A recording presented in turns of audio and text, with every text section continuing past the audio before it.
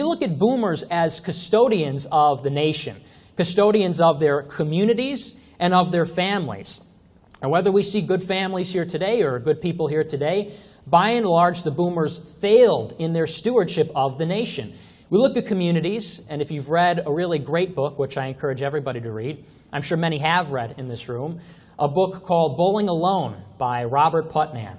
He talks about how the civic institutions in this country, religious institutions, fraternal institutions, organizations in the community, the PTA, bowling groups, all went on the decline, starting around the middle of the last century. So we really saw the destruction of the community.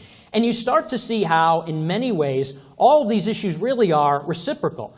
We look at the mass immigration trend, the destruction of race, and can we see how it informs, how that has influenced the destruction of the community? For example, you look at a city like Chicago or a city like New York City or Los Angeles.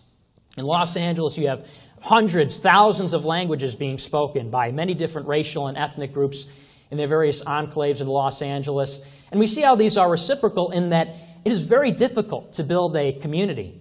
It is very difficult to build a fraternal organization, a PTA, a soccer league even, if you don't even speak the same language as your neighbors, if you don't even share the same customs, you don't go to the same church, you don't share the same artwork. Maybe if you say a certain word, that could cause a very big falling out between people.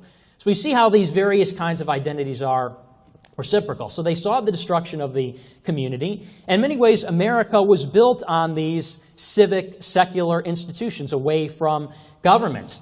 Tocqueville wrote about this in Democracy in America, how the strength of the American Republic was found not in the state, not in the broader nation like in France or in Germany, but in these local organizations. And these all came apart around the middle of the century.